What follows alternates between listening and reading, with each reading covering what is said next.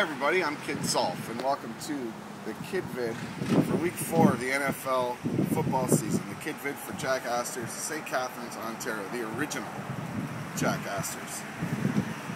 I'm sitting out here on the patio, which was voted in the People's Choice poll in St. Catharines as the best outdoor patio for a establishment in the city. So I know the weather's getting a little cooler, but it's still a beautiful day in the afternoons in the fall, these great autumn days, and it's just a great place to come out. We've got the patio heaters too, and then you can always jump inside for some nice warmth, not only from the temperature, but from the personalities and characters of our staff here.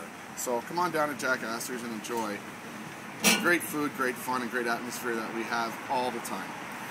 To be honest, we were going today because it's the pinnacle of the Grape and Wine Festival in St. Catharines. We were going to go to historic Montebello Park to do the vid this week, but unfortunately it was closed off today and we really couldn't get in there. It's a big weekend down there.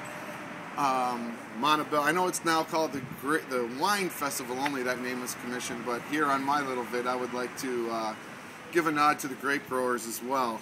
Let's face it, no grapes, no wine. And with that being said, I know this weekend from history and from my experiences in the past with the Grape and Wine Festival, there will be no Pinot spared. No Pinot spared this weekend.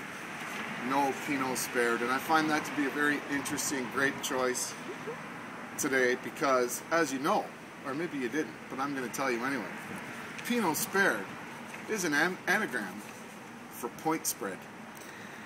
Pinot spared is an anagram for point spread. So that automatically is the perfect segue into this week's picks. They don't call me a genius for nothing, folks. Just to recap, last week the Kid again went 3-1. Right on Cincinnati, Arizona, Kansas City. Tough one there at the end, losing on Baltimore. They get a touchdown at the end instead of settling for that field goal. It's a perfect 4-0, Hundo P, 100% week. But didn't happen. 3-1 still good. That puts me 6-2 for the season. So for all you people who like to, maybe play a little wager on games, if you listen to the Kid, you'd be up considerably right now. So there's the credibility you might be looking for from the beginning. The credibility is there, folks. 6-2. And of all the dozens and hundreds of entries in the Beat the Kid pool that you come into Jack Astor's at the bar and pick up, it's free for great prizes at the end of the month. Only one has successfully beat the Kid so far. So it is a challenge, it's fun, and there's profit in it in terms of a great prize from Bud and Bud Light, our football sponsors at Jack's, for you at the end. On to this week's picks, and I don't think that, I have to admit, as good as I am at a difficult time looking through the games and picking 4 that I thought were games that I really liked, I'm going to start with a little bit of a surprise, I think. The Vikings at home, Minnesota at home last week, shocked the football world by beating San Francisco, who everyone thought was unbeatable. The Detroit Lions are struggling. Their starting quarterback may not even be playing, but I like their backup, Hill. They're at home, and they need to get it on track. They are 4.5-point favorites, which is surprising, too, for a 1-2 team. But at home, in the Dome, in Detroit, Sean Hill at quarterback, probably. I'm still going with the Lions to get their season sort of righted here and to beat the young and promising Vikings, but not really sure yet on them how consistent they're going to be. Coming off that big win, maybe a letdown. Detroit, -4.5, home to Minnesota. Another surprise pick sees Miami hitting the road against unbeaten 3-0 Arizona Cardinals, who I loved last week and nobody really did, and they beat Philadelphia, not only covered but won outright. The Cardinals, as I said, 3-0 unbeaten, starting to get some respect, but 6.5-point favorite respect? That's a lot. Miami lost a heartbreaker last week, should have won. They could be 2-1. Their defense is very active, very physical, very young, very good. Their offense is just learning with the young quarterback from Texas A&M, Tannehill. But I think Arizona to suddenly be a 6.5-point favorite is a little much for them. I'm sticking with the Dolphins here to cover. I like their team.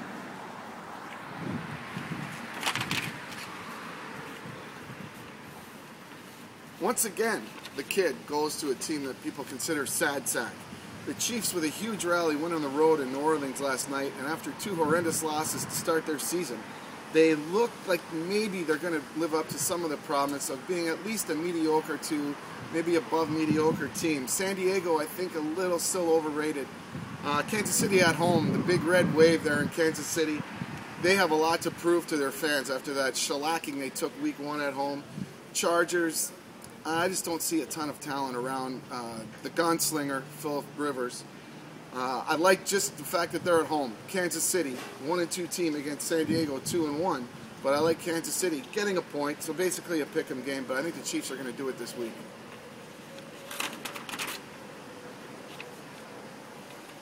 Denver is overrated. Overrated. Hot finish to last season with Tebow at quarterback. A lot of magic in that run. Everyone said what a great defense they had, and now with Peyton Manning at quarterback, I am not sold. Overrated. This is a historic rivalry, Denver and Oakland. These games are dogfights. Oakland is a struggling kind of offense. They did it with smoke and mirrors last week against Pittsburgh, but they still beat the mighty Steelers. It was at home, but home away in this division, this old AFL rivalry is meaningless. Don't like the 6.5 points. I like taking Oakland here to cover the 6.5. As you see, again this week, 3 of my picks are picking with the points, taking the points. The parity in this league, I think, suggests that's the way you have to go. There's no way of knowing what's going to happen week in and week out. 49ers, everyone's darlings, get slaughtered at home. They didn't just slaughtered on the road. They didn't just lose last week. So we're going to stick with taking points as much as possible. Make sure you come in, visit me Sunday afternoons, Monday nights for Jack Astor's football days. We had just a fantastic week last year. A lot of buzz, a lot of fun. Don't forget our jacked up pints of Bud and Bud Lighter for the price of a regular pint. We have the Magic Coasters, that incredible technological advancement in society. I mean, you're swiping your phone on a coaster to win something? Are you kidding me right now? I remember we used to have to draw everything out of a hat. I'd like to thank you for listening. Make sure you give me more feedback. I'm trying to answer the thousands and thousands of messages that I get every week, and I promise you I'll answer any questions that you want, and it gives me another thing to talk about on the video.